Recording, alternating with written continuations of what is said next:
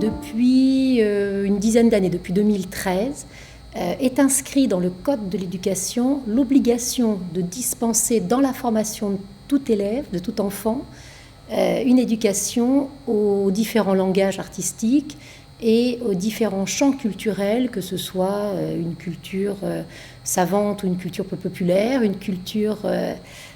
plus patrimoniale ou une culture plus contemporaine, dans ses formes très contemporaines.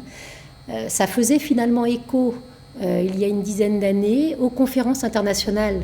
organisées par l'UNESCO concernant l'éducation artistique et reconnaissant le caractère indispensable de cette éducation artistique pour tout individu, mais aussi finalement pour toute société et puis plus globalement pour l'équilibre du monde.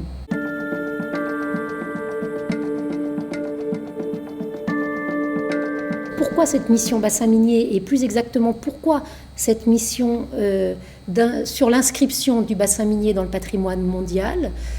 Parce que depuis longtemps, si vous voulez depuis longtemps, tout un travail de qualité a été fait autour de l'histoire et de la mémoire minière dans ce bassin qui s'étend globalement de Valenciennes à Béthune, un peu plus en avant et un peu plus après Béthune, mais on a traité de ces questions à la fois économiques, historiques, sociales, voire architecturales, paysagères, politiques également. On a des professeurs missionnés sur des sites emblématiques comme à Le Ward par exemple, mais c'est vrai que ça nous a semblé bien, mais pas suffisant. Ce qui vraiment est important dans cette notion d'inscription du site au patrimoine mondial, eh bien, c'est cette reconnaissance de la valeur universelle et exceptionnelle du site. C'est formidable pour ces jeunes qui souvent ne sont pas très fiers d'être des habitants de ce site, que tout à coup d'être comparables au Taj Mahal, d'être comparables à la barrière de corail du Pacifique, enfin, en Australie, ou plus proche d'eux, encore que peut-être pas trop proche d'eux, mais en tout cas en France, du château de Versailles. C'est sans aucun doute cette reconquête d'une confiance en soi, cette fierté qui va permettre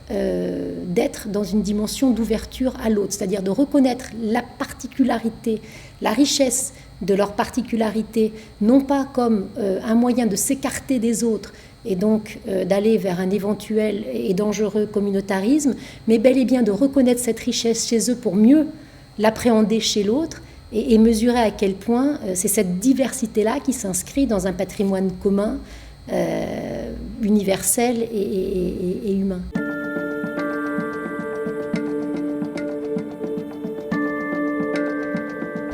Ce qui est très très important, c'est non pas de guider les enseignants, mais de les sensibiliser et de leur offrir des outils pour que le patrimoine mondial, et en particulier l'inscription du bassin minier dans ce patrimoine mondial, permettent à tout enseignant, dans le quotidien de sa classe, comme dans la réflexion qu'il engage lorsqu'il conçoit sa programmation annuelle, soit capable de poser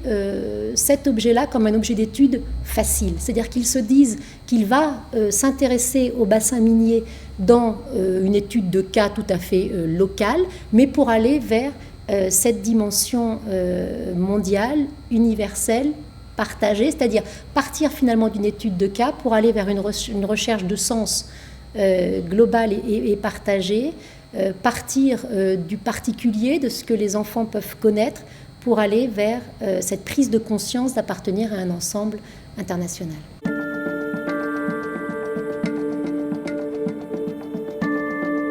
Alors on n'a pas de véritable évaluation, on n'a pas construit d'indicateur, ce n'était pas tout à fait notre propos, on a déjà commencé par réfléchir parce qu'on ne prend pas toujours le temps de réfléchir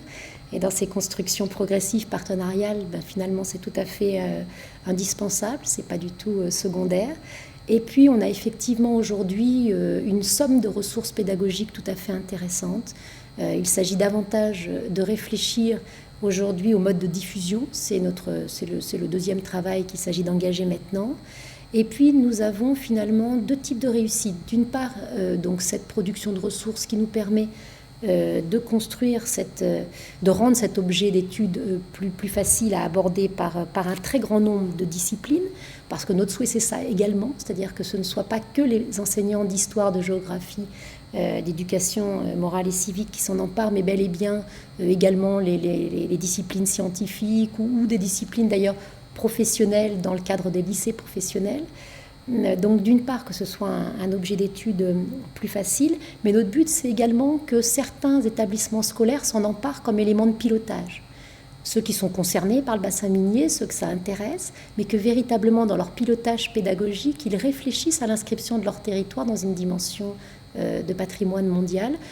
après des actions de sensibilisation qui ont également eu lieu avec des conférences interactives organisées par la mission bassin minier dans les lycées. On a maintenant un gros travail de formation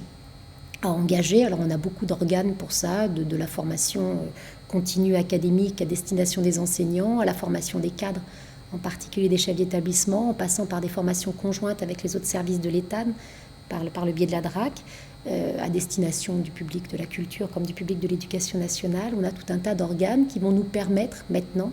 de faire vivre, de faire rayonner ces ressources qu'on a construites.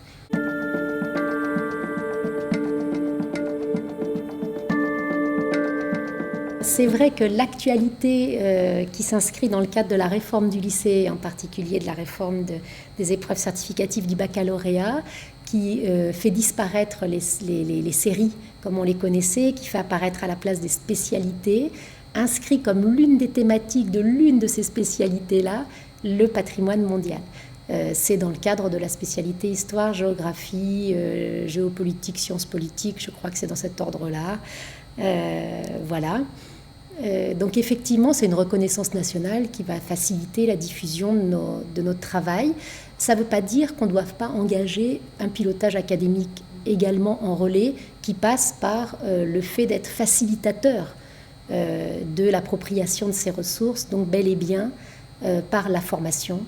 des enseignants comme des cadres de l'éducation nationale, et puis donc l'invention de modes de diffusion appropriés.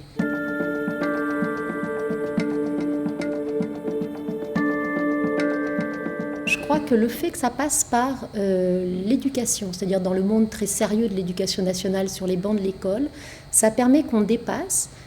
cette idée d'une capacité émotionnelle finalement incontrôlée, incontrôlable, comme le sont les émotions, face éventuellement à une actualité pour arriver à une certaine empathie par rapport à l'autre. On est non pas dans cette chose un peu pérenne et émotionnelle, on s'inscrit vraiment dans une connaissance, ça veut dire dans un domaine plus profond, plus réfléchi, plus pérenne, qui seul pour moi permet véritablement cette prise de conscience. Et je crois que cette prise de conscience de sa particularité, c'est ce qui peut conduire à un sentiment de fraternité,